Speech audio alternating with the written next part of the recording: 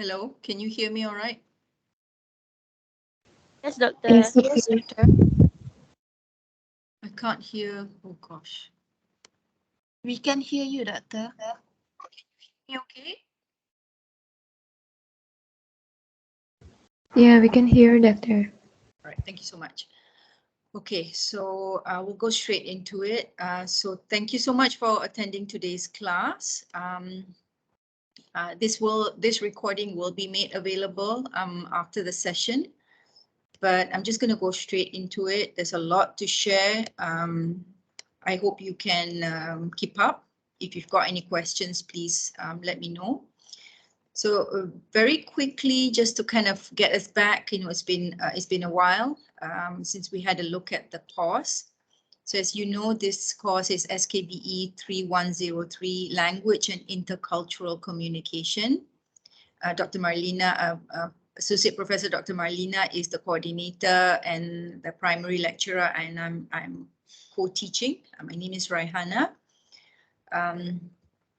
Very quickly, in terms of what this course entails, the learning outcome for this particular course, there will be 4 learning outcomes altogether. Number 1.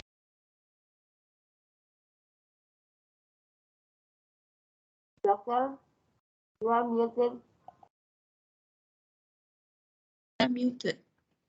Am I muted? Yes, Doctor. Now it's not. Thank you so much. Thank you so much for not being polite and telling me straight to my face. I appreciate that. Definitely my star pupil here. So back to the learning outcome. When I teach a group, I like my students to know what is it that it is expected of them in terms of learning outcome, because this is an outcome-based education. So you as a learner, you are a collaborator in the learning process. So I'm just a facilitator in the learning process, right? So in order for the learning to be fruitful, to be beneficial, you need to know what is expected of you, as well as what is the outcome that we hope you will arrive at the end of the semester. So you've had 8 weeks with Dr. Marlena, Associate Professor Dr. Marlena. You have another 6 weeks with me. So I just want to kind of start the conversation on that premise, okay? So these are the 4 learning outcomes that you are to achieve at the end of the semester in order to successfully complete this course called Language and Intercultural Communication. As I said, yeah. So that's the name of the course, but what does it entail? It entails you fulfilling these 4 learning outcomes. So the responsibility is on you to fulfill it, right? Associate Professor Dr. Marlena and myself, we will deliver the content. We will give you assessment, but the onus is on you to arrive at these learning outcomes through the tasks that we give you throughout the semester. Okay, identify concepts and definitions of language and intercultural communication, analyze the main concepts of culture in communication and language use, develop critical thinking of communication and social cultural interaction, create various examples of critical intercultural communication. Okay, so this might sound very philosophical and abstract. Don't worry about that, but keep in mind that whatever task and assignments that we assign, it is to arrive at these learning outcomes. Okay, so I want to start the conversation between us in the next 6 weeks on that premise. So if any time you are not sure, what am I doing? Why am I doing this? Come back to this the list of learning outcomes, then you will realize that the task you are asked to do is to address one of these learning outcomes. Okay, and very quickly, the course schedule has been revised slightly because of the week 7. You had a Labor Day and Hari Raya holiday plus study week, yeah, and your quiz was in week 8. So a slight revision. again, like I said, this is in order to help you know, okay, this is where I am right now, this is where I'm going to go, and these are the assignments that is given to me. Okay, so I like to make it more transparent so that you know what is expected, and if you have questions and concerns, you raise it straight to me, either through the WhatsApp or face-to-face here, or in any other means. You can email me even. So very overall, I will be giving you 4 lectures altogether, right? And they are, the first will be identity and intercultural communication. That will be this week, today's session. Next week, we're looking at challenges in intercultural communication. The third lecture that I will be giving is intercultural transitions. And the final lecture will be global citizenship and the conclusion, the wrap up of the course. So that will take us to week 9, 10, 11, and 12. Okay, so that means you will have 4 lectures with content. Then the following 2 weeks of the semester, you will have 2 weeks of workshops with me to help you fulfill and complete your 2 e-tasks, e-task 1 and e-task 2. I will talk to you about the e-task. I will give you the instructions. It's already up on UKM Folio. Some of you have even looked at it and have questioned me on it. So I like that. I like students who are proactive, take the initiative, you know. Very quickly regarding the e-task, okay? The WhatsApp group that I've asked you all to set up, and we have 10 WhatsApp group altogether. We have WhatsApp groups 1, 2, 3, and yeah, so I've got WhatsApp group 1, 2, 3, 4, 5, 6, 7, 8, 9, 10. These WhatsApp group are to help you prepare for the e-task. So we're currently in week 9, but I'm already getting you started on working together as a group, developing cohesion, rapport with your group members, having some ideas. So every week I will be giving you tutorial tasks, and you will have to do the tutorial task in that group, that WhatsApp group that you have set up. And I'm a member of that WhatsApp group, so I get to hear your thoughts, your questions, your concerns, your issues, and I will guide you, your small group, immediately, right? But the actual assignment, you will start to work on it and consult with me. The first e-task, you will do that in week 13, and the second one will be in week 14. So which means these 2 weeks, there's no lecture, there's no more content, but you will set up appointments to meet me with your group members to talk about your e-task 1 and e-task 2. I will already get you started on the e-task with the tutorial task that I'm going to be giving you in the next 4 weeks. Okay, so I'm not going to like drop you into the deep ocean and then ask you to sink or swim, but I will be guiding you along. So whatever task that I give you in the class during lecture, when I say, okay, take 5 minutes, discuss with your group members and, you know, put some ideas in your WhatsApp group, those responses from you, you can compile them, develop them later for e-task 1 and e-task 2. I'll teach you how to do that. Okay. My one expectation for all the work that I'm doing here, my one expectation is that you commit and you participate. You show up. First of all, you show up, right? And you participate. Whatever I ask you to do, you participate, you do it. Okay, when you do that, you, number one, for sure, you will have fun. I promise you, you will have fun, because identity and cultural engagement is something about us. It's about life, about our own sense of being in the world. So it's not talking about some foreigner's sense of identity. It's about your own sense of identity. So indirectly, you're getting to know yourself better. as well as your place in society, in your own community, in the society, as well as globally. Okay, so if you have any questions, if I'm going too fast, please do not be polite. Just tell me straight. I love that very much. You know, I love students who are, like I said, proactive and confident enough to say, Dr. Rai, can you please repeat that? That was way too fast. I have no idea what you're saying. You know, I don't mind because this is my job and you need to take me into account to make sure that I do my job well. Okay, so I would like somebody to help me take attendance.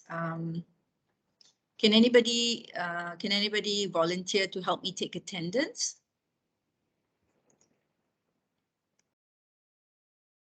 Anyone? There are 29 of us here. They should be 31 plus me. They should be 32 altogether. Can anybody offer to help me out by taking the attendance?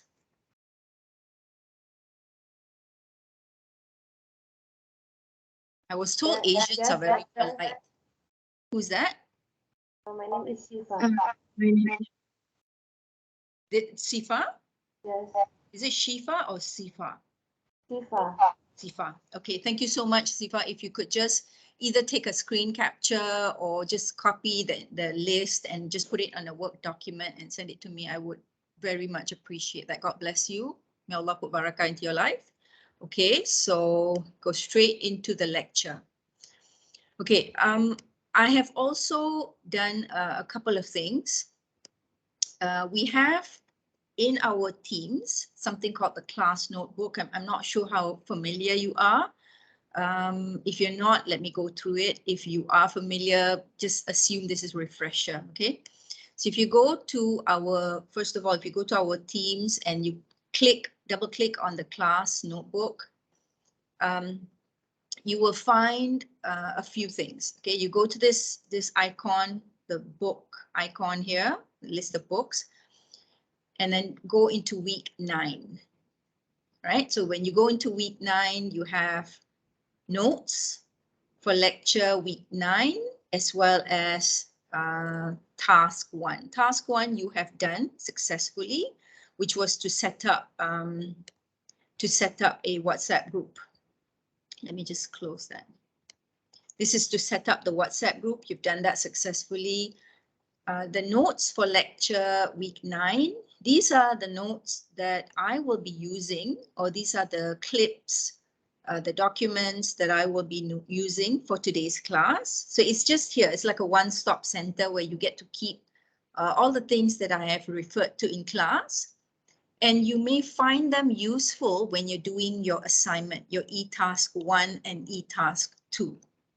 Okay, so whatever resources I give you in class, you may use them in your assignment, right? So they're there, including the references, including, you know, I've put the references here, the resources that I am referring to in class today. So they are there for your own reference, as well as if you need to use them for your assignment, or you want to kind of take a little bit of it and then go on to something else. That's also okay. Okay, so it's there. All right, so just go to the icon week 9. So next week I will have week 10 and then week 11 and then week 12. All right, so if you've got questions, please let me know as well. So we're going to go straight into it, today's session. Again, please do not be polite. I use the word polite in a very ironic way, but do not be polite if I'm going too fast, if I am saying something that you're not sure about, you need more clarification. Switch on the mic, stop me immediately. Okay? So before we start, I would like you to also be active on the WhatsApp group. I will be giving you 3 tasks on the WhatsApp group. So I hope you are able to still be on Microsoft Teams. I hope you're not using your phone for that purpose. I hope you're using your laptop by any chance, if you have trouble, please make sure your friends are able to know your input for the task, the tutorial task that I will be giving you. Okay, so I hope this is fine. I'm just going to go straight into it. Again, if you have any questions, drop it in the chat box or even in the WhatsApp group, our class WhatsApp group.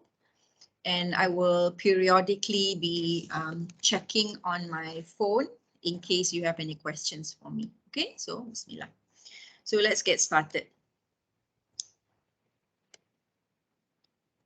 So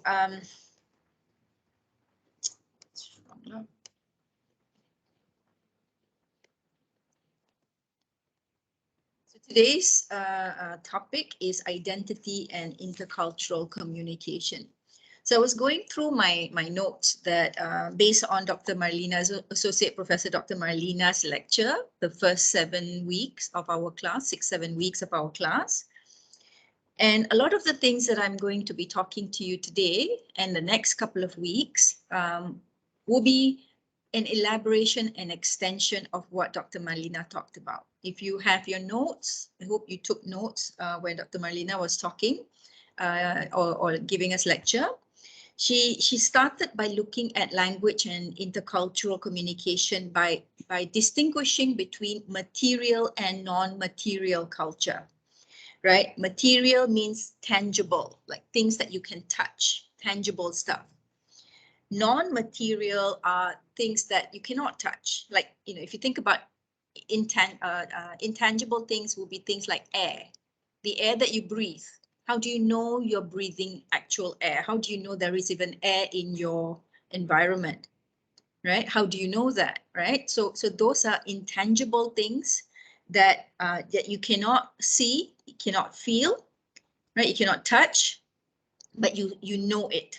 So non-material culture would involve beliefs and attitude and manners and values, whereas material culture involves actual concrete objects like this thing that I'm wearing on my head, right? This is concrete and it is an illustration of my cultural religious identity, right? So those are aspects of material culture. And then Dr. Marlina also covered facets of culture, you know, learned, shared, dynamic, contested, communicative, relative. So various dimensions of culture. And further than that, we have also worldview and how culture is developed through socialization. So in today's session, we're going to expand on that aspect of identity and culture, specifically within the context of intercultural communication. So I'm going to pose this very general question.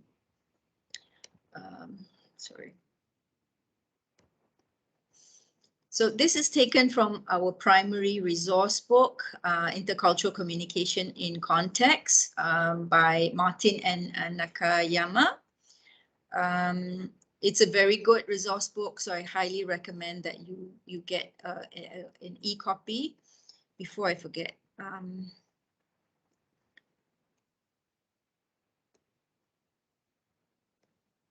just a second, before I forget. If you want to try to get the digital copy of these books, this is a very good website that I recommend students going to, b-ok.org, okay, where you can get access to digital books for free, right? This is courtesy of people's donation. People donate to purchase for these books to be made available for free. So you just put the title. What was the title again? Intercultural Communication in Context. I'm assuming you know this, so please, bear with me if I'm telling you something you already know. So you just put the title and voila, the book is there. Go for the 2021-2022 version. There's a 2022. Okay. So you can either have a PDF version, just click on it and then download. Okay, so this is a very good book. This is the book this is the primary book that I'm using for our class. We're currently in chapter 6. All right, so back to our class and the lecture. So the question I want to pose all of us, and anytime I pose a question, I want you to not just see what I am saying the answer is, but I also ask yourself. So what is identity? So according to these scholars, identity is about, quote, who we are and who others think we are, as well as how do we come to understand who we are and how do we communicate our identity to others. So it's a lot of things to unpack, and I will be unpacking it one by one. But at the end, I'm going to also be posing the question back to you. Okay, what is your identity and what is it based on? So if you know who you are and who others think you are, then you know your sense of identity. But sometimes who you are and who others think you are not the same, right? You think this is who you are, but people assume something else about you. So there is a kind of a clash in your sense of identity. So think about it. What is identity? This is what scholars say. What do you say yourself?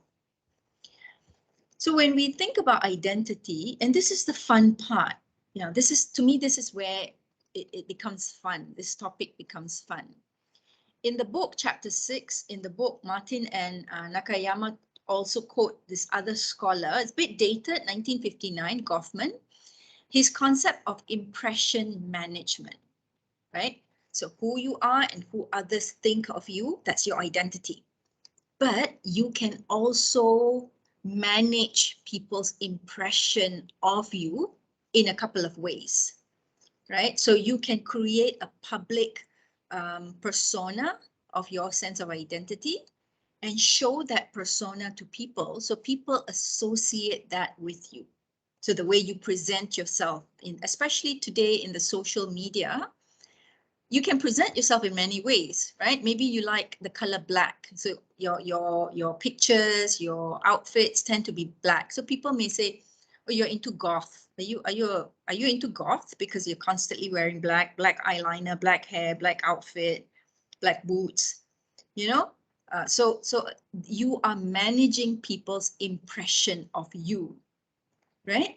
And you're guiding the way they understand your sense of identity by the things that you project, by the things that you put out there. So this is a key idea because a lot of the times we do things without realizing that we are creating or managing people's impression of us, right? Give you a classic example.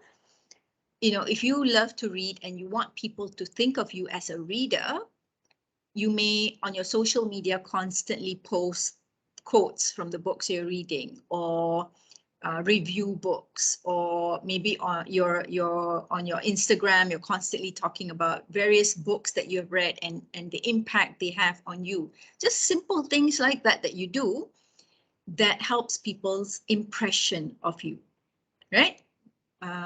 Conversely, if you're into makeup, and you're trying out different products and you're sharing that experience on the social media, again, people are going to associate that, okay, because people's impression is formed by what you share and what you want people to know.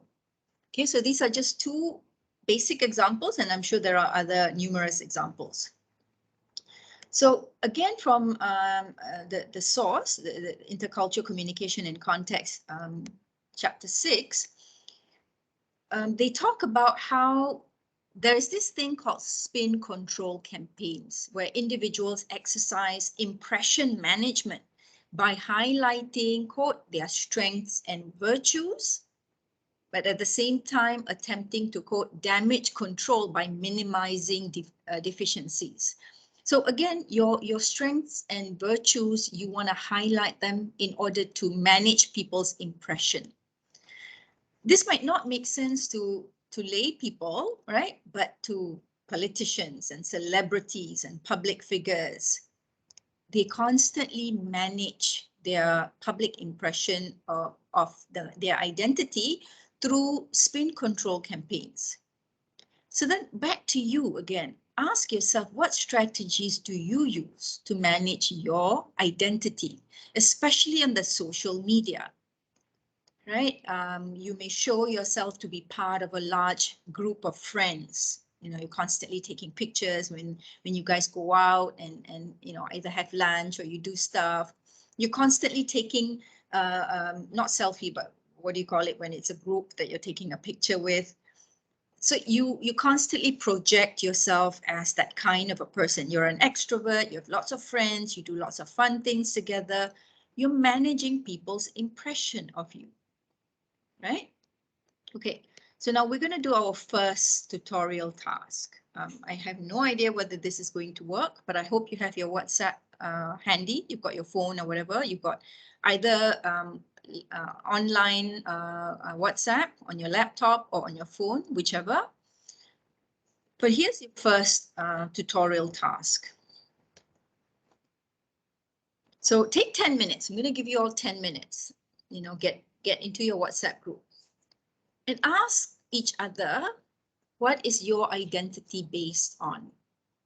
And how do you communicate your identity to people around you? How do you convey verbally, non-verbally? How do you convey that identity? And even go to the extent to identify places where you communicate different side of yourself to different groups. You know, and those places can be real or virtual. So for instance, the real one would be family, right? So how do you communicate your identity to your family? Right? What is that identity based on and how do you communicate? For instance, maybe you love to bake. Maybe at home you're known as, you know, Kak Long or whatever that, you know, she just loves to bake, right? Every time she's stressed, she would bake. How do you communicate that? Through your actions, right? Every time assignment is due, there you are in the kitchen baking away. That entire house smells of cinnamon bun. Oh, awesome, right? Or you love coffee. Every time you're stressed, you know, there's always coffee everywhere and you're constantly drinking coffee, or maybe tea, maybe that's your go-to drink. So how do you communicate your identity? And where is it that you communicate these identities to? So when you talk about virtual, maybe you have certain interest group, you know, on Twitter or on Instagram, or you're part of a gaming group. So I want you to just think about this. FYI, this tutorial task is connected to e-task number 2. So be active. Use the 10 minutes to really be active, engage with your classmates in your group, those 3 members, because this is the start for your second e-task. So currently it's 12:30. I'm giving you 10 minutes. By 12:40, I want to hear your thoughts. Okay, get started.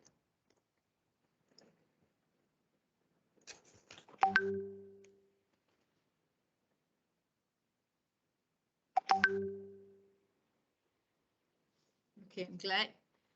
Group 2, Group 5, Group 6 have started. Well done. Group 10 have started. Well done. Want to see the other groups also engaging.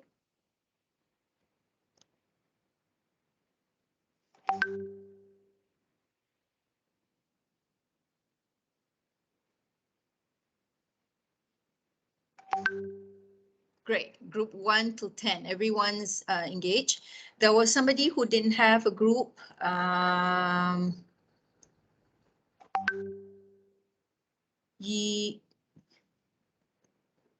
Cha Yuen. Are you a member of a group now?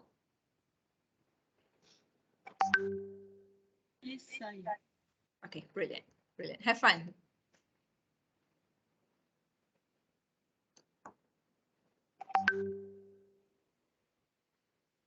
So I'm just gonna go in and be a fly in the wall. Okay, I promise I won't say anything. I'm just gonna check in on everybody.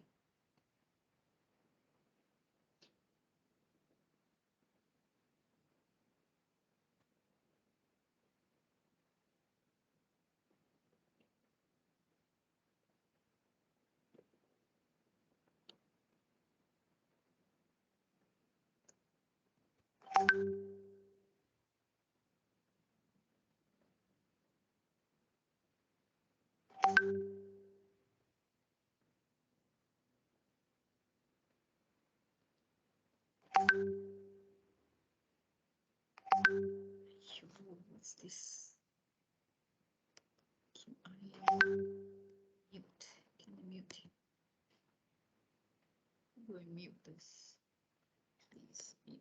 Thank you very much. Okay.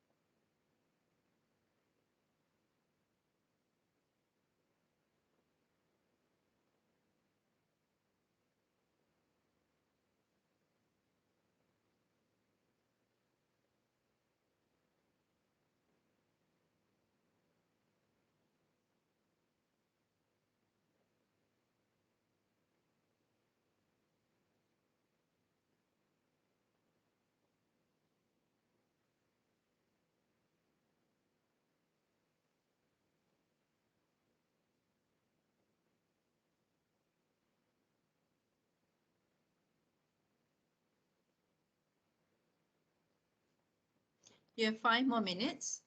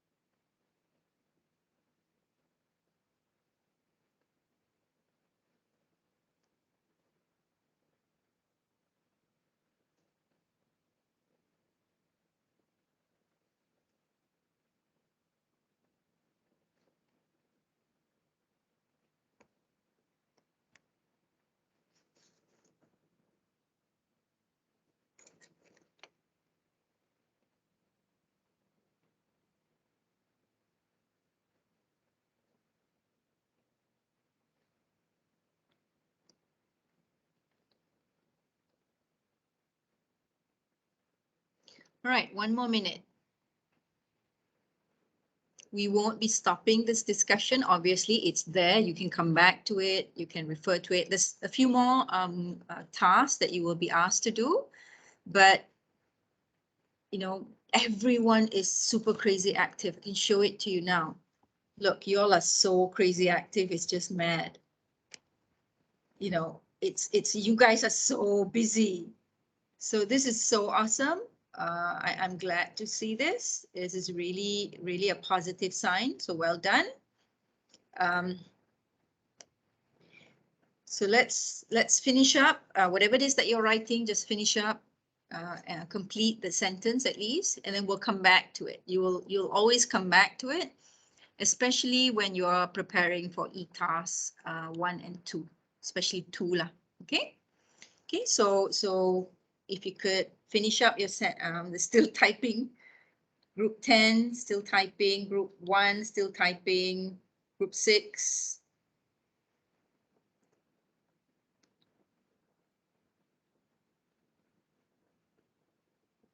Group 8. Just finish up whatever it is that you're writing. I don't want to stop your train of thought, but we've only begun. This is our first task, and we've only begun in our discussion. So well done for the participation.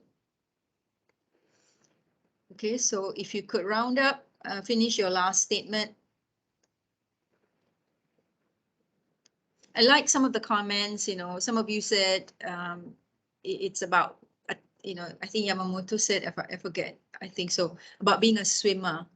So some say about the culture, some say about the language. There was this one student from Kelantan, you know, talked about his identity being language that he or she used. So this is brilliant. So I'm going to go straight into the next task. If y'all can pay attention here, stop typing now. Never thought I'll say that, you know. Okay, just take a short breather from the WhatsApp, because I've got another task coming up very soon, also on the WhatsApp. Okay, so in direct connection to your sense of identity, all the things that you were discussing in the WhatsApp just now, sometimes misunderstanding occurs too, you know, and this misunderstanding, if you like, it occurs because there is a kind of a clash between who we are, our sense of identity, and how society or world perceive us. Okay, so I'm going to give you 2 examples in a minute. How we collectively, the world collectively, misunderstand groups of people in the world, because what they are and who they really live up to in terms of their identity is in contradiction to how we perceive them, right? You know, if you look into colonial narratives, my area is literary studies. So if you look into colonial narratives, this is something that is quintessential in imperialist narratives, the way imperialists, colonialists perceive the natives, right? If you look at Joseph Conrad's novels, Somerset Maugham's novels and short stories, they perceive the imperialists, colonialists have a very skewed version of the natives, right? The people of the land that they conquer and they reside over. So in post-colonial times, this is something also is apparent. I'm going to give you 2 examples. But before that, just something that is necessary for us to keep in mind when we talk about this clash between who we are and how the world, society recognize us. This is something, just a concept, just throwing it there. It's not terribly important for your understanding, for your assignments, but it's just there if you're interested. This is what we call politics of recognition or politics of misrecognition. Okay. The scholar who spoke about this extensively, Professor Charles Taylor, he talked about this in this a lecture he gave in 1994. And I just want to take an excerpt from that lecture to kind of like just help us understand how crucial politics of recognition is to our sense of identity.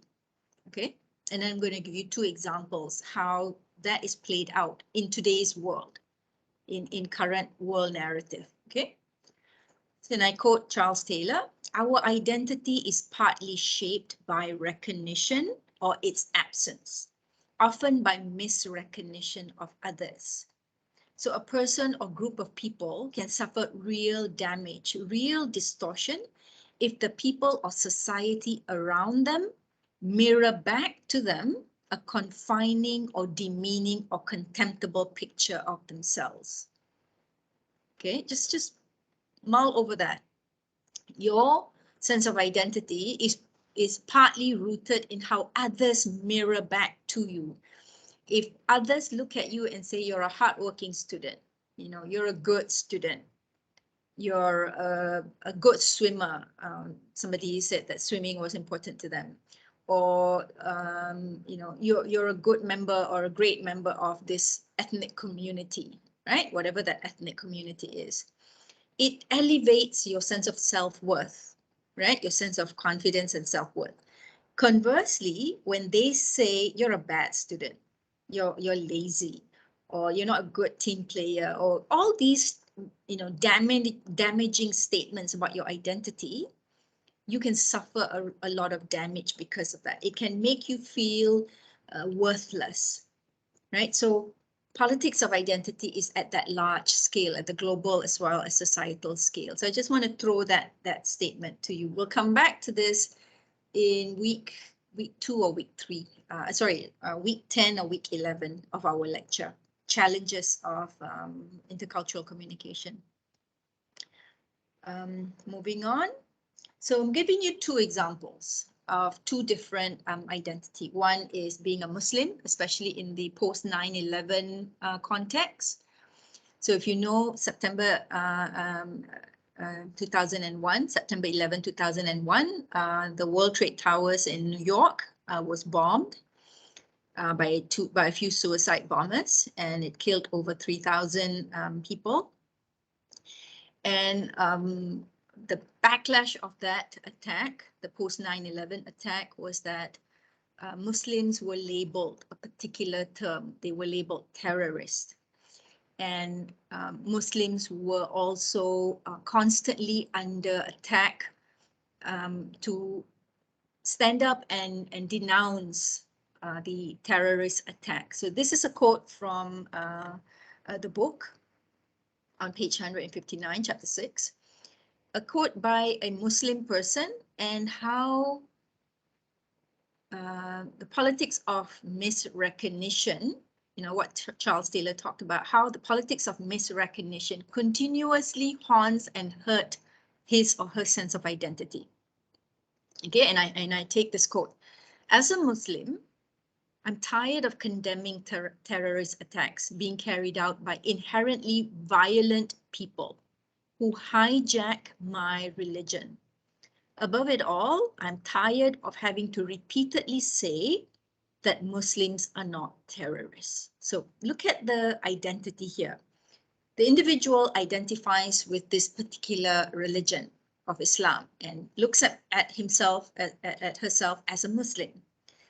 And yet, because of that identity, the backlash is the association of this identity with a world event of the bombing of the World Trade Tower has repercussions on their identity. So I didn't do that. I didn't do the terrorist attack, yet by association, I am seen as terrorist. So this is the first example of politics of misrecognition. The second example is more recent. And this is taken from the article from 5th February 2020 from the Washington Post, in which the COVID-19 virus, the pandemic, was the backlash of that, among others, is anti-Chinese and Asian sentiments, especially in America, right? because of COVID-19, first being triggered in a place in China. Following that, it became something associated with a particular community, right? So these are two quotes taken from the article that illustrates the anti-Chinese stereotype associated with COVID-19. So, and I quote the article, anti-Chinese racism always hinged on the belief that Asians harbor disease. Okay, that's kind of an association there. Politics of misrecognition. Asians harbor disease. Asians carry various kinds of disease. Another quote from the same article, Health Services Center listed xenophobia towards Asian as a normal reaction to the spread of the coronavirus. So it's normal. Xenophobia means fear of the other. So it's almost normalized that Westerners will have fear towards Asian because, again, back to the idea that Asians harbor diseases. They are the ones carrying various kinds of diseases. So these are two examples in which the collective identity, the first is being a Muslim, the second is being Chinese. The collective identity is being misrecognized. Society is mirroring back demeaning, contemptible image of their sense of identity. And because of that, individuals from those two communities suffer real damage. Right? Anytime you show up in public, either if you're looking Chinese, you've got Chinese features, or if you're a Muslim, maybe you have the hijab on for a woman, or you don't beard for a man. By these non-verbal cues, they assume you are a member of a particular group, and by default, your identity is recognized by that community. It has nothing to do with all those things that you talked about just now in the WhatsApp group, who you are, your language, your culture, your likes, your dislikes, your talents, your ability to do this and that. Somebody was talking about books they like to read. They are ardent readers. Has nothing to do with that, right? This person here about being a Muslim and these aspects of being a part of a particular ethnic community. All right, so this is my second e-task for you, back to the WhatsApp group. This is the e-task. So now this time I'm only giving you 5 minutes. So in your e-task, I want you to discuss choosing one of the two groups, either the Muslims in the post 9/11 age or the Chinese, members of Chinese community in post-COVID era.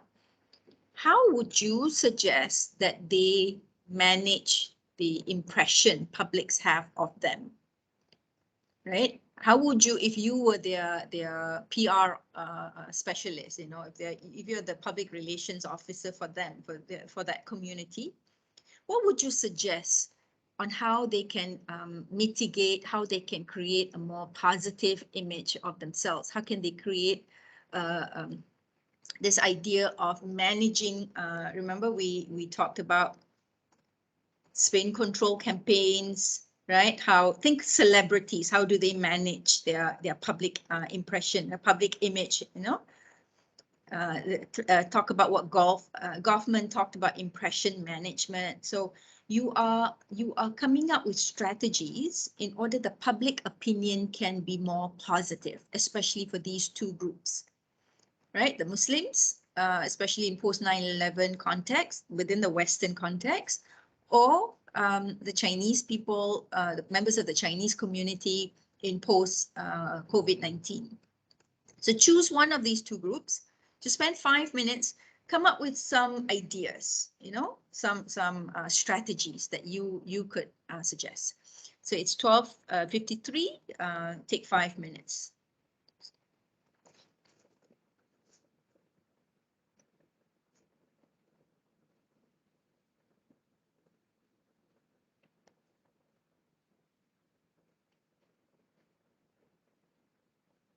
And there is no right or wrong answer, you know. So just what would you say? Would you release a statement? Would you do a short video? Would you get people together, develop forums? You know, how would you mitigate this? Because these are real issues. These are issues that even until today, it's still being faced by both communities.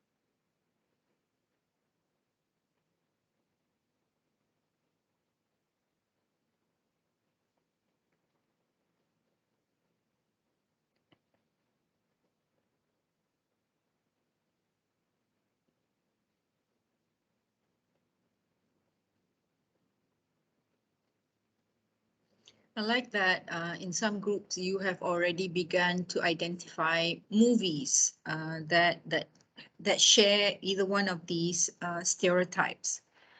So you're already starting to think about assignment one, in fact, you know. So I'm glad to see you all are proactive, thinking about not just answering this question, but also thinking about what other stories have I either read or watched that echoes some of these issues. Yeah, so that's good.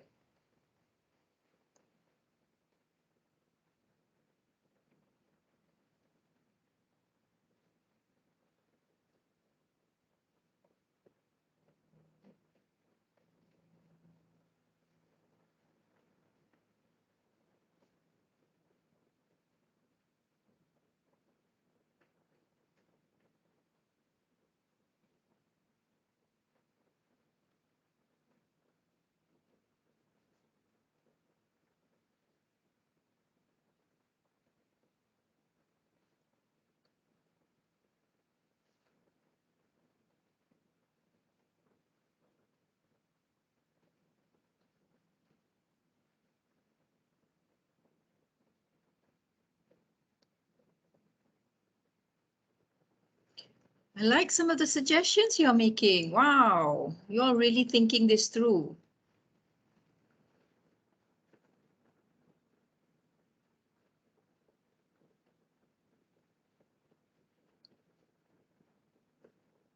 Really dig deep, guys, because you know you are the generation, our next generation of leaders, and some of these ideas that you may be just mulling over on a Thursday afternoon in a WhatsApp group may come to fruition someday. So when it's called upon you to make certain recommendations, you may dip into some of these suggestions. So these are really good. Dr. Rai, Yes. where can I see these discussions? Is that Dr. Mar? Yeah. Okay. Can you all please include Dr. Mar into your respective WhatsApp group? Dr. Mar, I asked them to set up their own WhatsApp group. Yes. 3 members to a group. Because I think they are more active on the WhatsApp rather than face to face, and they are so busy talking away. So if you all can add Dr. Marlena into your respective WhatsApp group, we have 10 WhatsApp group. Please do include that. You guys, please include Dr. Marlena's number into your WhatsApp group. Thank you. Thanks, Dr. Rai. Welcome. I didn't realize you were in, Dr. Ma. Sorry, I didn't greet you just now. I didn't see you just now. That's all right. I'm listening to it. Okay. Right, Thanks, so yeah, for all the groups who are including me in their groups. these are the group discussion, Dr. Ma. So they're like crazy busy right now. All the discussions are there. But I like that some of them are making really the effort to think deep, thinking about social media influencers, using social media influencers to kind of engage the public. I like that very much. So brilliant. This is brilliant. So maybe take a couple more minutes. This is past the 5 minutes mark, but I think you all are doing brilliant job. So, continue to, finish up your final thoughts. Just a couple more minutes. But please do include Dr. Marlena into the group. Everyone, thank you.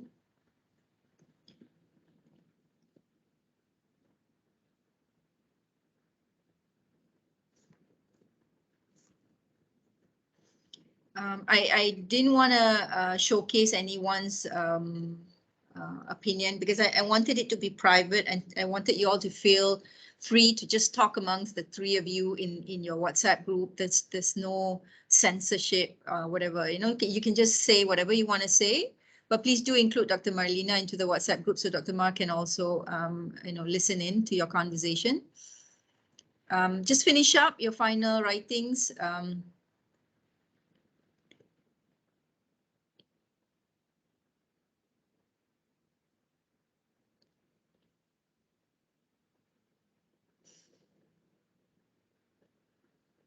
Okay, so we've got a couple more tasks to go through.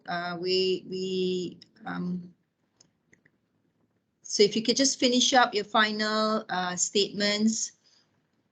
These initial ideas that you are forming based on these tutorial tasks that I'm giving you, you will be able to use them later when you are doing e-task 1 and e-task 2. If we have time today, I will go through the e-task. If not, then it will be next week. But keep the conversation going even after class. So if you've got certain things, some ideas that comes up as you're doing something else, or maybe you saw it in the social media, do take a screenshot or share it with your group member, the other 2 members in your group. You will be able to use them later. Okay, we're going to move on. Please finish up your final write-up. So Dr. Marlena talked about extensively in her lectures, the weeks 1 to 6, extensively about the various characteristics of culture and identity, verbal and non-verbal. So I'm not going to introduce anything so much as I'm going to start applying them. Right? We're going to start to see how these ideas and concepts are applicable in our everyday life, because when you look at them as theory, as concepts in the textbook, it feels distant. But the minute you start to kind of look at them as something that is relevant to your life, they take on a different life of their own, right? So these characteristics of identity are things that we are having to deal with on a day-to-day basis, whether we realize it or not. Okay, so Please finish up your final thoughts, guys. Everyone is super busy on the WhatsApp. Yes, Jom, go back to class. Thank you, group 5, whoever said that.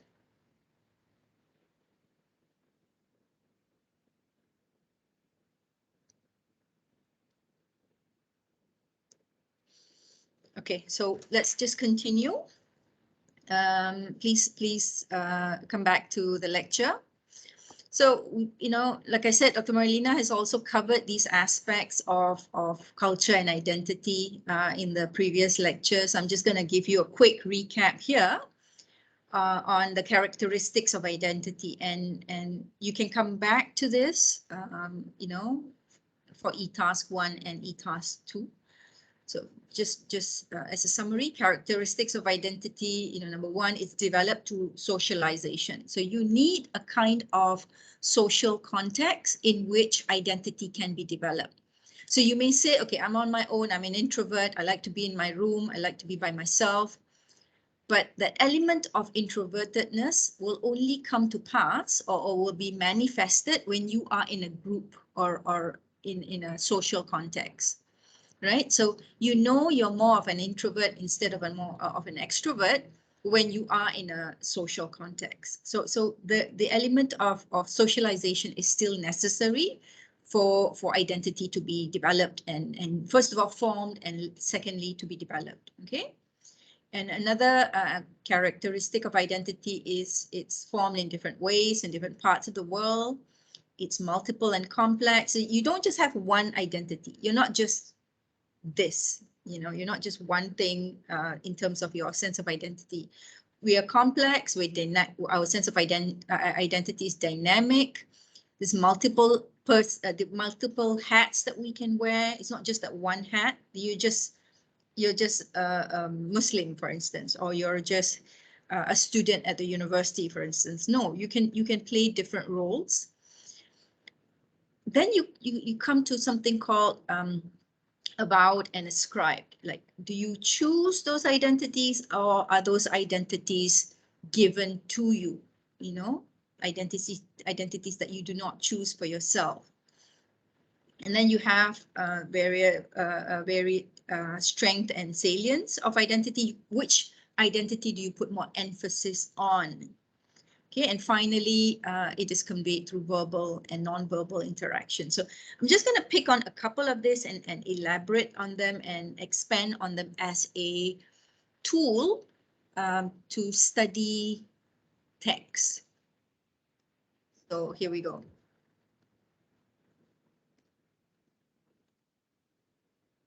So very quickly, socialization towards identity development, you know, the various socialization contexts. We're talking about immediate socialization context would be your family, right?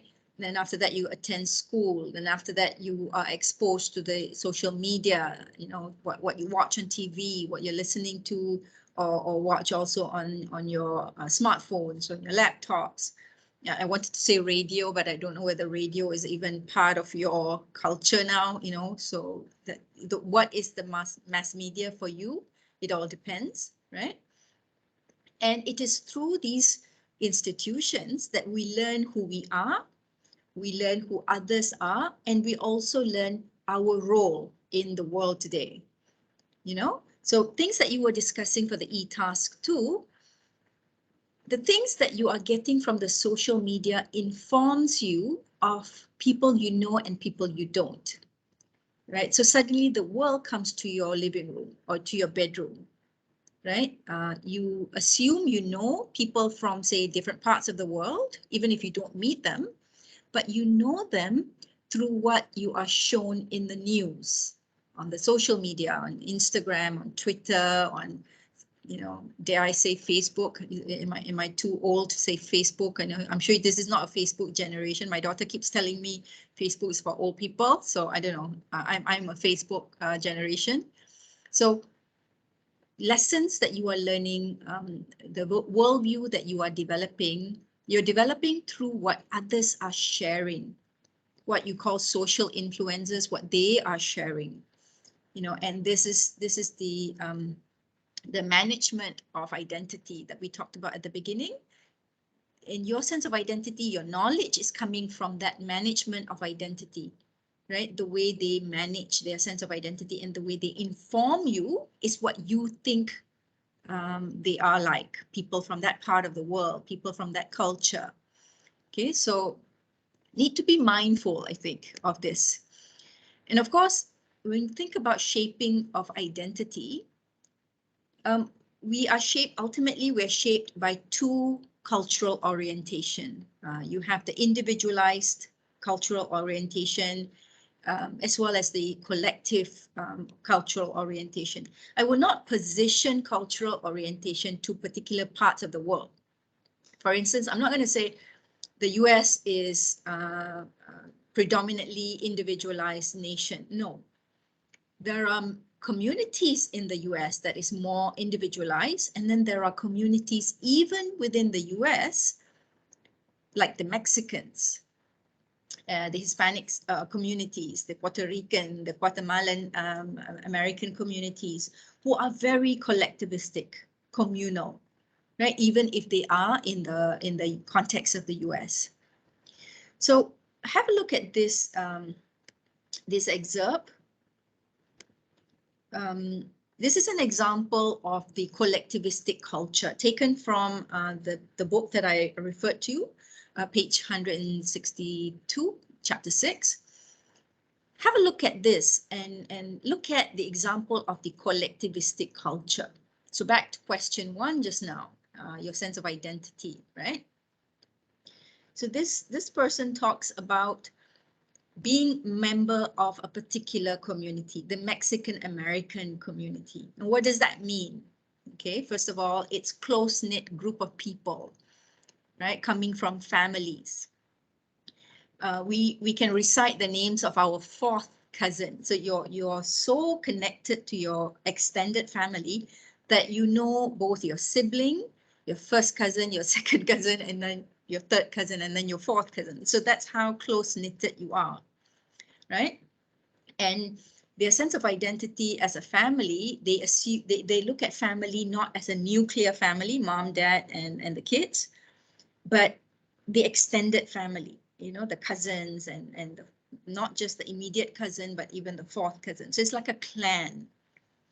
And their sense of communalness is connected not just to people who are alive, but also to the people who have passed on, their ancestors. So this is the idea of this is their sense of identity, their cultural connectedness, right? So this idea of Day of the Dead, you might have seen it in the movie. Let me see if I can get it. Just a second. I need to share it with audio, so include sound. Okay. Okay. Got it open here. I hope it works. Please tell me if the audio works. It's from the movie Coco, if you're familiar.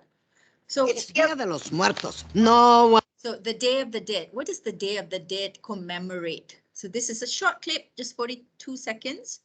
So the grandma's telling the grandson what the Mexican Day of the Dead refer to. So connect it to identity. Connect it back to the question, what is identity? What is their sense of identity based on? And how do the dead connect to them? You know, what's the relevance? They've already passed on. They're no longer alive. So why do we need to bring them back to our life? So have a look, have a listen, and tell me what you think afterwards. It's Dia de los Muertos. No one's going anywhere. Tonight is about family. Ofrenda room. Vámonos.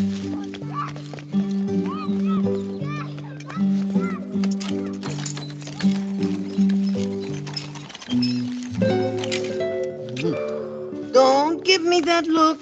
Dia de los Muertos is the one night of the year our ancestors can come visit us. We've put their photos on the ofrenda so their spirits can cross over.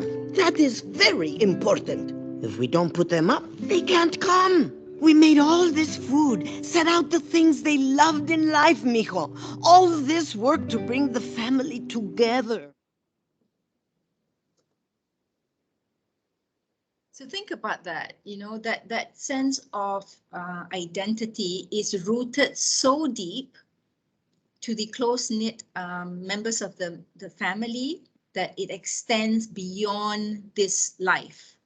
Even those who have passed on, your ancestors, you remember them and you honor them in this particular celebration. So, go back to the WhatsApp group and the discussion just now, your sense of identity. We all come from different backgrounds.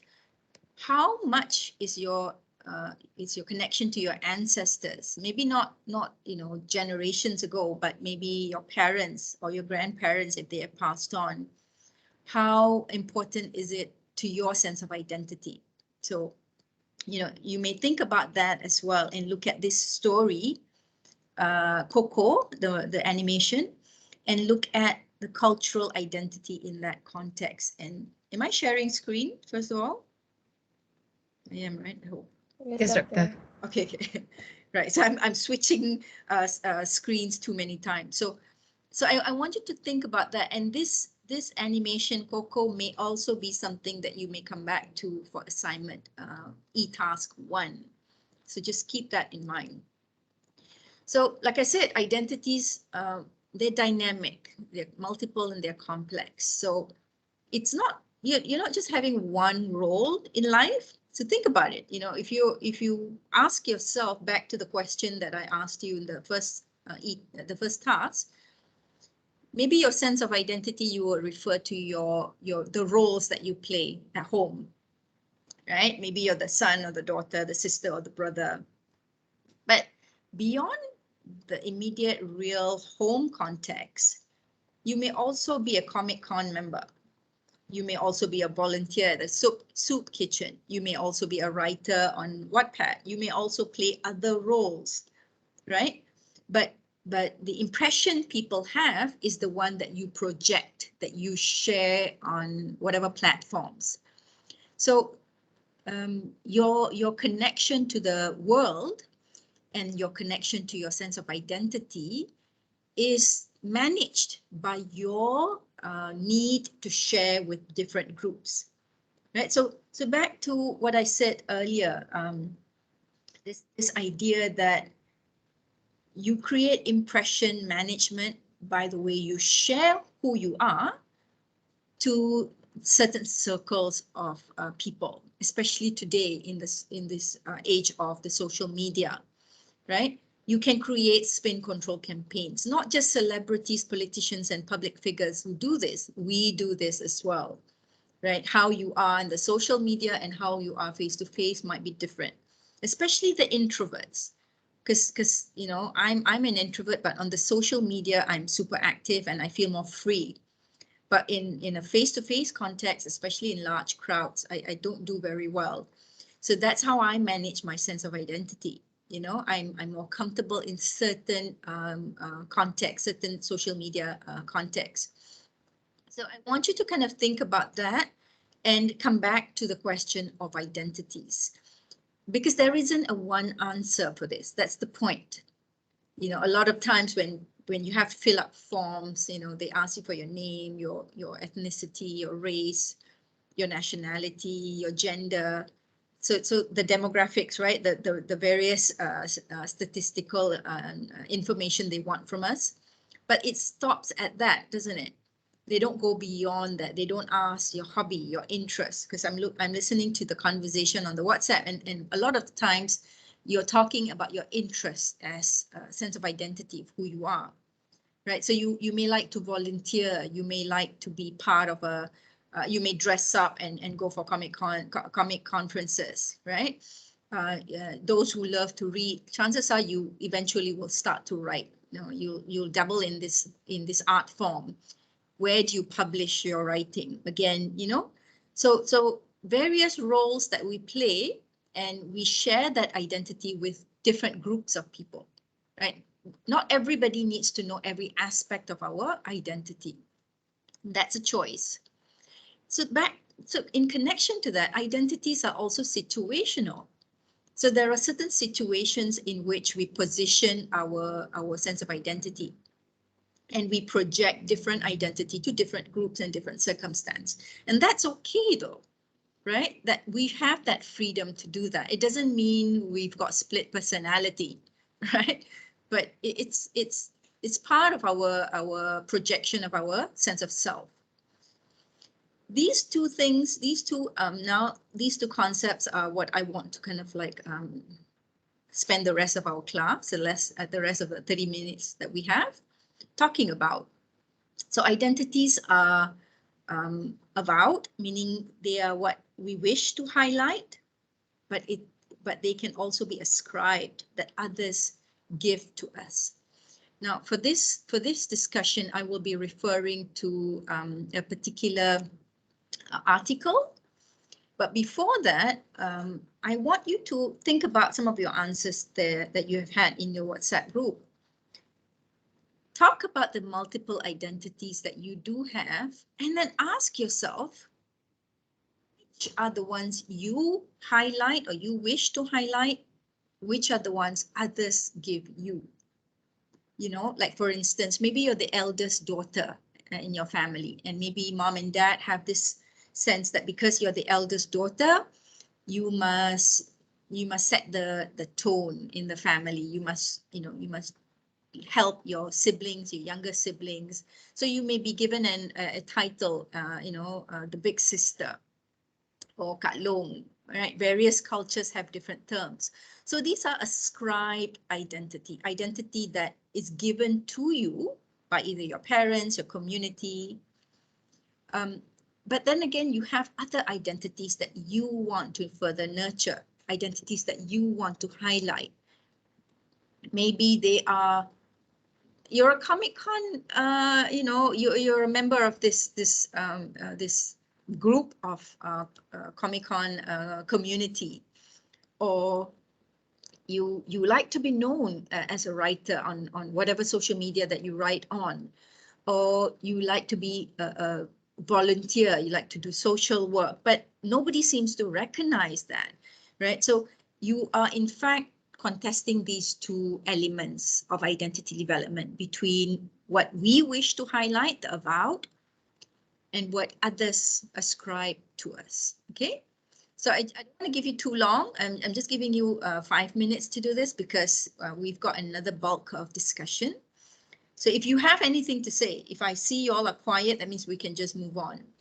But if you do have certain things that comes to mind, yeah, I see people are typing already. Okay, brilliant. You guys are really good on the phone.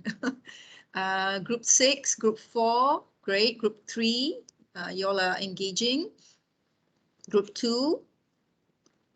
So if you have anything you want to share, examples of avowed and ascribed identities, do share that with the group.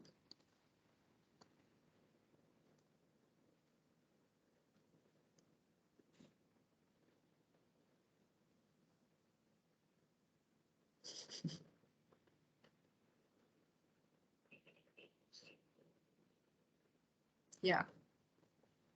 So there are those who are being called kakak or big sister, right? Koko, I think, Cheche and Koko in the Chinese communities.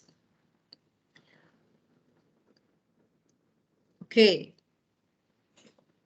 I have 2 grandkids. My niece has two children. So I'm grand.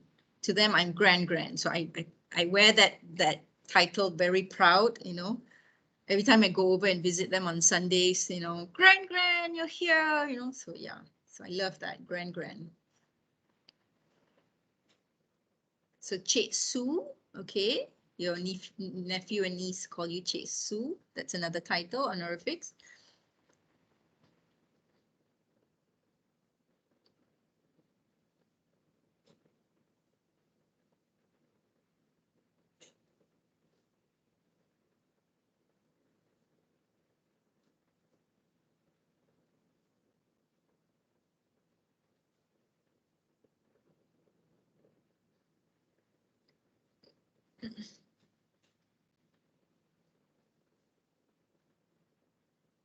Okay, apparently somebody here is a cosplay, a member of a cosplay community. Okay, cool. I'm not sure which one she is in the picture, but okay, interesting.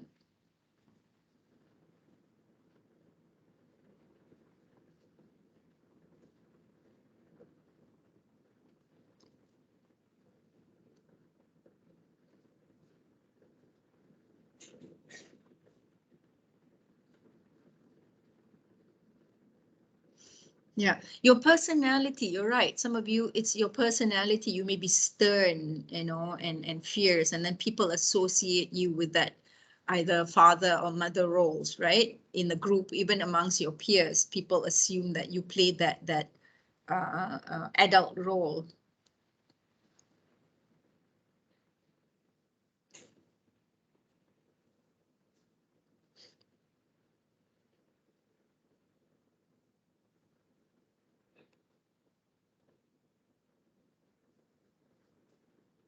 Yeah, this is a good point. One of you is making that this sense of avowed identity that you want to highlight is, and I quote here, we do not really like to show damaged image of ourselves. Not to show what the word damage then mean, you know, even if you've gone through trauma and abuse, you know, yeah, I don't like the word damage, but I understand where it's coming from. I understand the meaning there, yeah.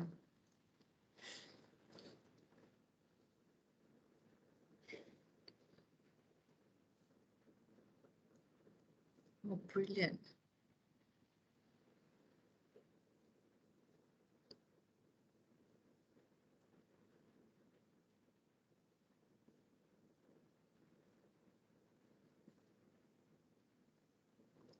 You know, this just an example of this ascribe about identity. It's never ending. You know, I'm in my 50s now, and I've always thought that I was afraid of cats. Okay, and people always assume that I don't like cats. Even my sister has lots of cats, and every time I go over, I'm like, oh, please, you know. And then a couple of years ago, just before COVID, my daughter brings back this stray kitten, you know, street kitten. A friend of hers found it outside our condo, and they took turns to decide who will, amongst the friends, the kids in the condo, they took turns to decide who will be the one to take care of this kitten. You know, it falls on my daughter. So they were like, okay, Sophia, you don't have any pets, so I think you can bring the cat and take care of the cat. I'm like, gee, thanks, you know. And this is the on the cusp of my 50th year, would you believe? Right? And I always thought, you know, I was afraid of cats. I'm not a cat person, and I'm not a pet person. My daughter and my husband love pets and cats and stuff like that. But today, 2.5 years on, I love my cat, Nina. Her name's Nina, and I'm the one feeding her. I'm the one, you know, bathing her. And in the morning, we wake up together. She wakes me up. She's my alarm clock. She wakes me up. It's like time to wake up. Enough already sleeping, you know. So this idea of avowed and ascribed identity, it doesn't stop. You may think like, okay, I'm 18, I'm 20, I'm 25. This is it. This is who I am. No, it's not. It's constantly evolving. You're constantly highlighting different aspects of your personality, and people are also ascribing different sense of you based on what they think you are, right? So it's dynamic. That's the whole point. It's dynamic. Okay. Could we round it up now? Finish up? I just want to finish up today's discussion by looking at how identity is negotiated. Okay. Meow, thank you. I just want to round up to look at how we as individuals, as member of a family, as members of a community and the global world, how we negotiate that sense of identity. So for that, I'm going to look at two texts. One is a newspaper article from the New York Times, a recent article published, I think, 2 days or 3 days ago from the New York Times, looking at hairstyle. So looking at a non-verbal expression of your sense of identity, your hairstyle. Of course, hijabis, we won't be part of this conversation because our hairstyle is behind or underneath our scarves, right? But you may also still feel like your sense of hairstyle matters to you, whether you have long hair, short hair, because it's at home, you still express that aspect of you amongst your mahram, your family members, right? So look at the non-verbal identity in these two texts. As I said, I've got two texts. One is a New York Times newspaper article looking at hairstyles and looking at how the hairstyle represents the individual sense of identity, as well as the person's identity within the community, society, ethnic group, as well as the world at large. So this is the article, what the mullet means now. It was on the 17th of May, recently, very recently, a couple of weeks ago. This article probes this idea of the mullet. The mullet is basically this hairstyle where it's, you've got a very, short hair on the right and left, but it extends, you've got a very long top and back. And how this hairstyle is this nonverbal expression of identity is either normalized or seen as subversive. So, back to the issue of about and ascribed, right? So how you project your identity and how that identity, in this case, the nonverbal, how you choose to wear your hair, right? How that is seen as subversive, for instance, or it's normalized, okay? So think about this, how it was normalized in ancient times. So this is from the article. The link is in our notes. Have a look at that. I can share it also if you want.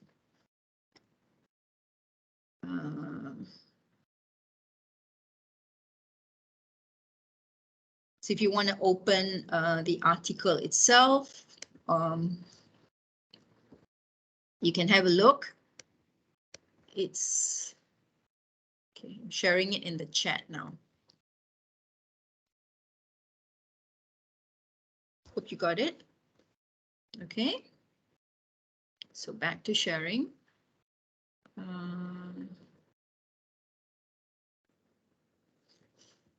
So, looking at this hairstyle. So this is a statue of Apollo. His hair, it's got these locks towards the back. It's short at the sides. So this idea of the mullet, it's very much characterized by the close shaved left and right, and then longish back, the top and the back. And it has appeared across many civilizations. So this is not something new, right? Even in stories, Homer's Iliad talks about the way the men folk, especially the spearmen, how they wore their hair long at the back. And it also depicts the Greek gods, and the image of the sculptures of Apollo here in this picture.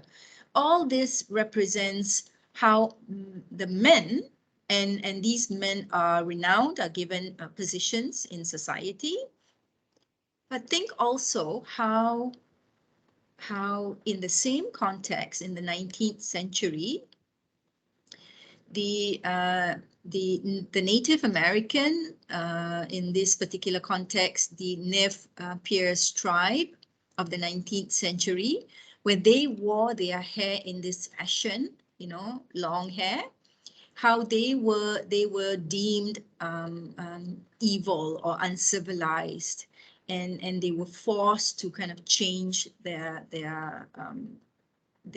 hairdo, right? So that sense of ascribed identity. So this is partly the colonial invasion and how their sense of identity was erased because of those acts of colonial invasion. This is just talking about the hair, mind you, right? And also how in popular culture, this sense of the hair and how the men singers wore their hair, be it in, you know, the singer-songwriters or even sports personalities, how they negotiated their sense of identity merely by the way they donned their hair in the 80s, in the 90s. Okay, so the article is there, you may read on, but this is the issue. This is this guy called Lil Nas X. Not familiar with his music, but he attended the 2021 MTV Music Award dressed in this mullet and this outfit. And he described the outfit as, quote, a mix of masculine and feminine energy. So what he's doing is he's creating an avowed sense of identity. He's trying to project, this is my identity. You may look at me as gay or whatever, you know, but this is who I am. This is what I want to project my identity on, the way I dress, the way I keep my hair. And these curls, this is what they call jerry curls. It's very quintessential in the African American community. And the next text that we will be looking at is a song by India Ari, in which talks about jerry curls. So if you look about it, it's that sense of who you are is not just all the things that you have shared just now in the WhatsApp, but also the things that we might not take into consideration, the non-verbal cues that we inadvertently put forward. You know, you may have short hair, long hair, you may have curly hair, straight hair. All that signals a particular kind of identity, whether you're aware of it or not. And more importantly, for instance, in this context by Lil Nas, how he chose to wear that hair is connected to history, is connected to the community at large, because there were other African-American singer-songwriters from the 20th century, like Rick James and Little Richard, who wore their hair in that fashion. So it's almost like a homage to people, you know, your ancestors, if you like, you know, those who came before you, right? So again, you may ask yourself, what do I do to signal that in my identity? What am I doing to signal my connection to my ancestors, to my connection to my forebearers, right? People who came before me. So it became a controversial, you know, this issue became such a controversial point. But of course, he's a celebrity and he gets away with a lot, right? As a celebrity, they get away with a lot. So indirectly, he's using his social presence, his public persona to create conversation, right? It takes a lot of guts because, you know, of course, there will be backlash. People will say lots of things, I'm sure. But at the same time, he wants to create that prescribed, to contest that prescribed identity. So just before we conclude, coming back to this idea of hair, this is a song by India Ari, in which the title is aptly, I Am Not My Hair. So see the negotiation of nonverbal identity in this song lyric. This is the chorus. So of course, it will be repeated many times in a song, right? So I'm just going to read this. I'm not my hair. I'm not this skin. I'm not your expectation. I'm not my hair. I'm not the skin. I am the soul that lives within. So look at the avowed and the ascribed contestation, the negotiation of identity. And it is all in that aspect of the non-verbal that people see, but I don't need to say anything about. Then look at this verse from that song. This is, I think, the third chorus, or the third verse, I think. So consider the cultural and social elements in this song, right? What does good hair mean? What does bad hair means? Good hair means curls and waves, not straight, curls and waves. Bad hair means you look like a slave. Oof. Why? Why does bad hair associate you with subjugation, slavery? Because when you're a slave during the slave era, the slaves were not given the freedom to do anything with their hair because their body, their hair, their person belongs to the master.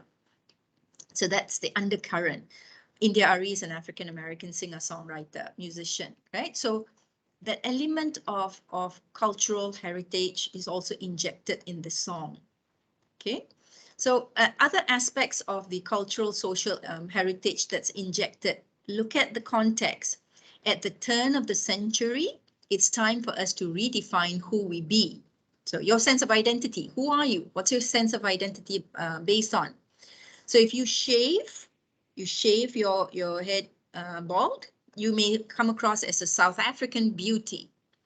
If you decide to have dreadlocks, then you are like Bob Marley, the Jamaican, the West Indies singer-songwriter.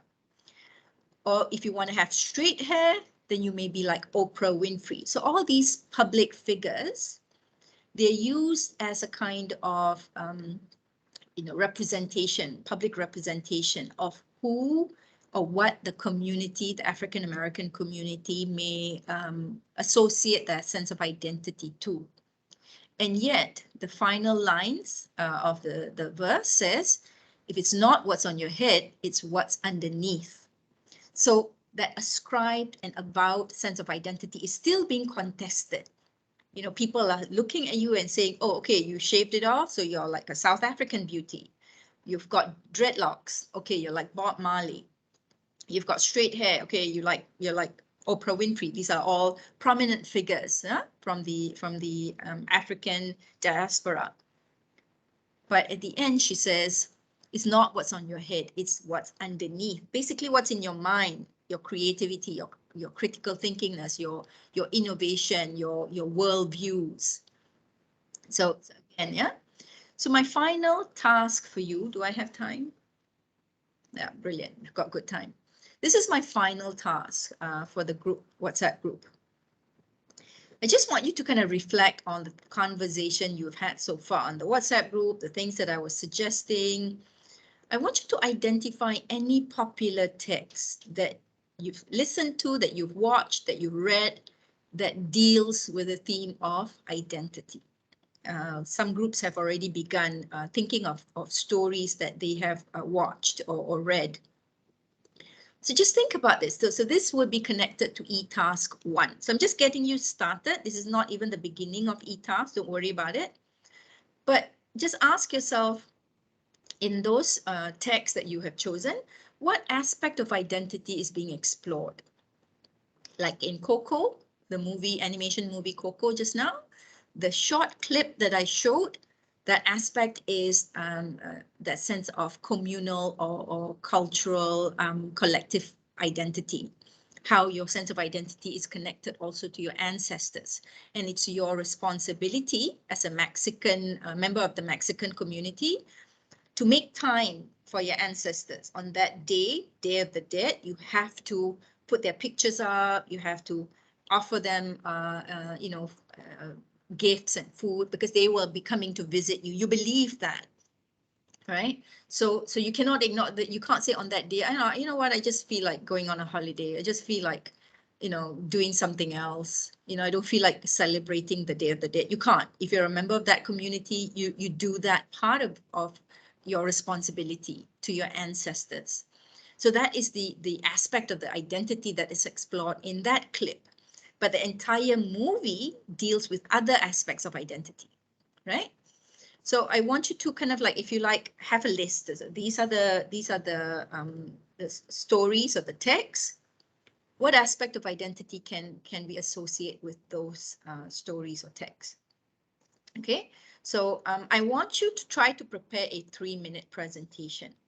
I'm not expecting the presentation to be today, but if we can, it would be great. if we can't, I will start next week's class with your 3-minute presentation before my lecture. So every group, we've got 10 groups altogether. So every group will have 2 to 3 minutes to present. Okay, so any questions, you can WhatsApp me, but get started. All the best.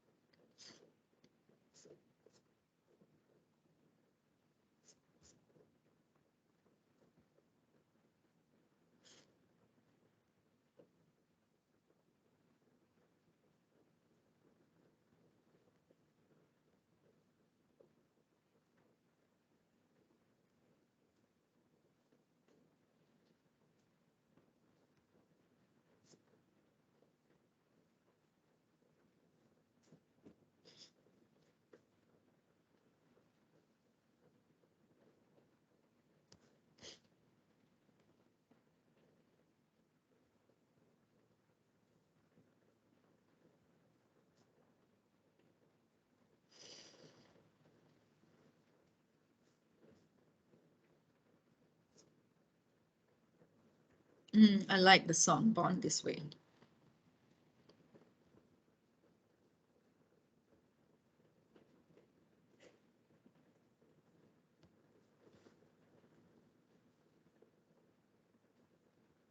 Okay, I like that some groups you're all deciding on a particular genre. You know, if it's just songs, that's fine. I like that. So it's easier to manage, right?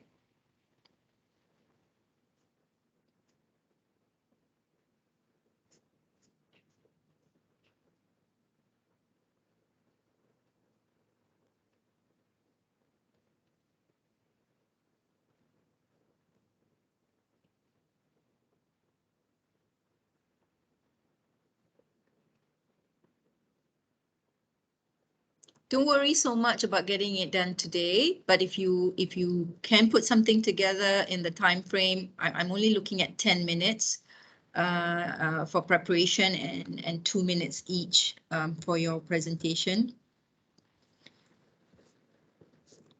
1 or 2 minutes, you know, it's like a pitch. I'm not expecting a long presentation, but this will be like, if you like, the start of e-task 1. You know, it's just kind of just to get you started on something.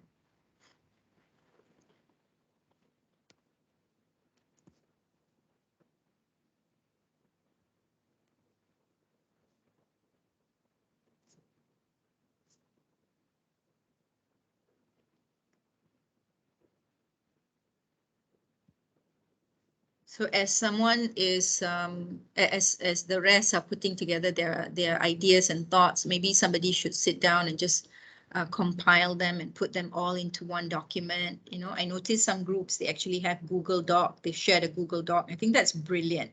It really shows how creative and innovative some of you are working online. I think you all have had enough experience this last 2.5 years. So brilliant. Well done. Excuse me, Doctor. Yes, Can I have a look at the instructions once again? sure.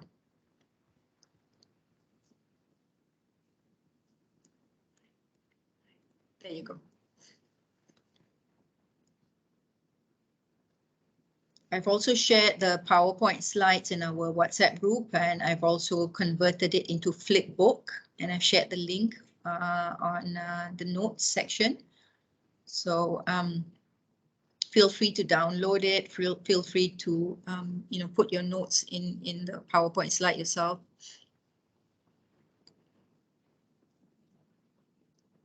I like the fact that you all are taking screenshots of each task and sharing it in the WhatsApp group so that the discussion that comes after the task, it's connected to that task, you know, so you're managing your discussion very well. So that's really good because you can come back to these points later.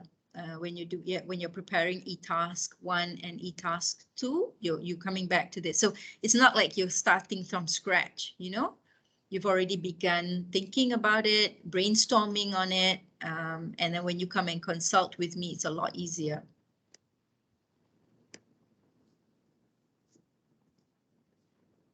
You know, I have not heard everyone's voice, but I think I've heard your voices here in the WhatsApp. So this is better than nothing, right? So I'm glad.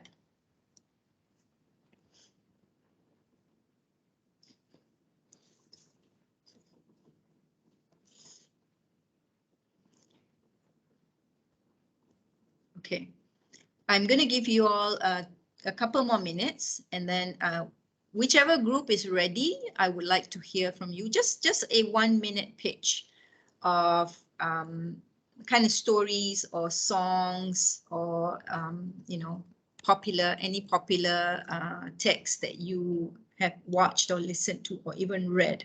I'll give you an example. I don't know whether there's any Potterheads in the house. You know, I'm a Potterhead.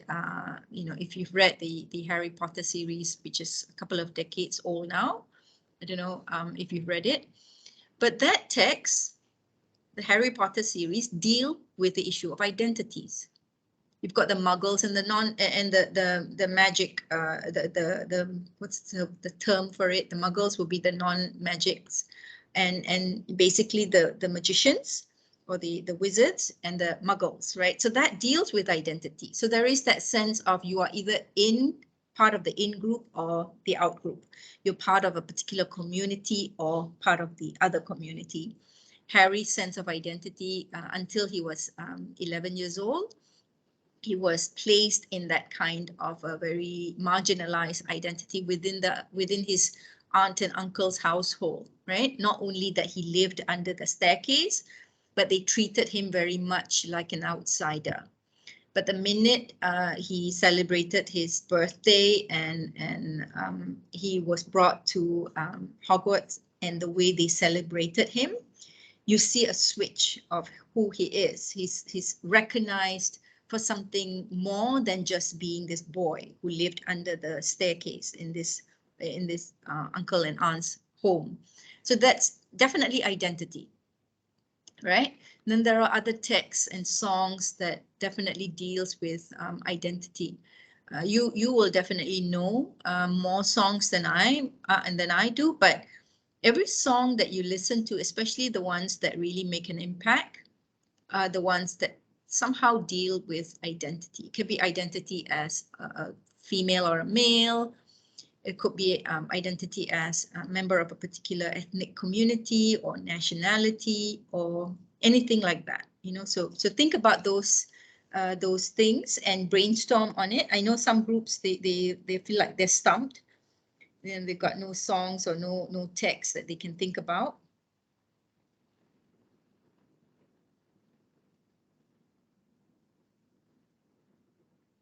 Yeah, I like the song. This is America. Good song.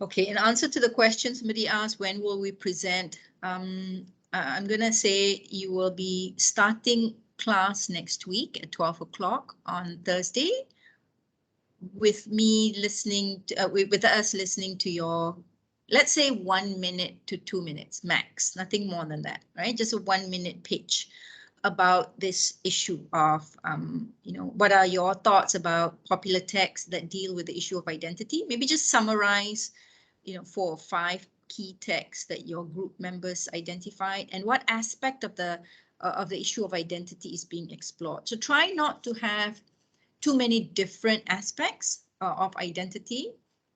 So maybe it would be on how identity is negotiated, and all the texts deal with that theme. So it's best to have a more convergent theme, right? Rather than a divergent, meaning every text deal with a different aspect of identity. Try to have the same sense of scope of what is the idea of identity that's being dealt with in these popular texts, and then show us maybe 4 or 5 texts. So just a one minute pitch next week. We'll start the first 10-15 minutes of class with that. Like I said, this would be the start of your e-task 1. Okay, so the 4 e-tasks that you have done thus far, today's class will have gotten you to begin brainstorming, thinking about e-task 1 and e-task 2. So I'm just going to sum up today's discussion, this session. Let me just stop sharing first.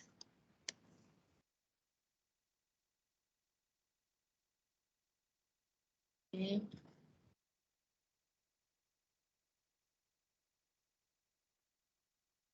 Okay, just to summarize the discussion we've had so far, I'm going to tie it back to the assignment. I don't want to make it all about assignments, but like I said, this is an outcome-based education. I started by sharing with you the learning outcomes. What are some of our learning outcomes? There are 4 learning outcomes altogether. And with regards to the assessment for your course, at least this next 6 weeks or so. If you go to UKM Folio, you will find the e-task 1 as well as e-task 2, the instructions for both. So I'm just going to end today's class by showing you how they are connected to the tutorial task that we had today. So the first one is e-task 1, which is due week 15. They're both due week 15, all right? E-task 1 is in pairs or groups of 3, basically in your WhatsApp group right now, you've got 3. Identify 2 global communities. For instance, a special interest group on social media that you're a part of, or a gaming community that you belong to, or a fan fiction on WhatsApp that you are, Wattpad that you are, you write for, or any others, yeah? Discuss the requirements of these global communities and how they can help or hinder the development of intercultural competencies. Okay.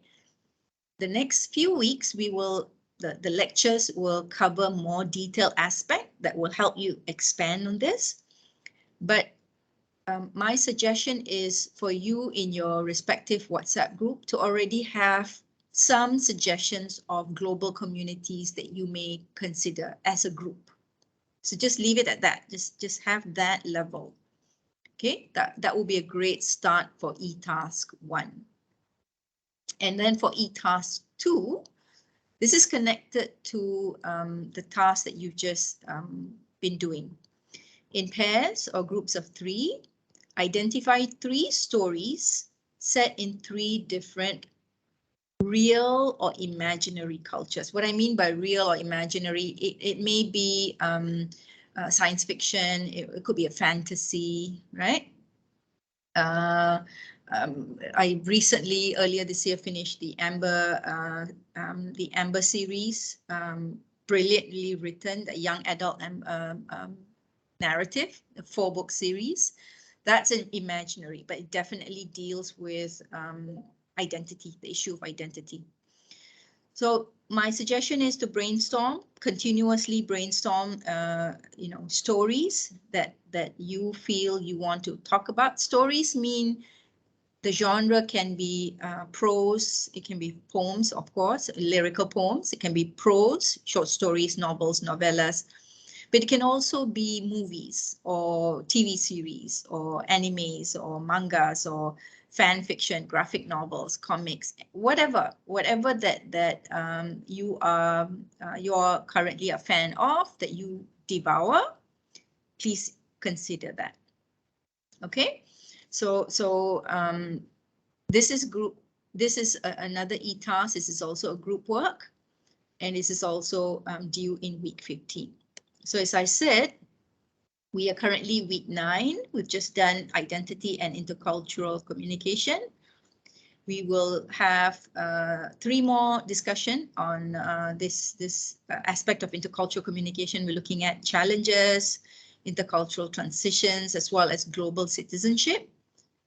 But I'm starting you off on the e-task to get you started so that week 13, when you come and see me in your groups for e-task 1 and week 14 for e-task 2, you have something you want to talk about and prepare and discuss, and you will work on it those 2 weeks, and then you submit it in week 15.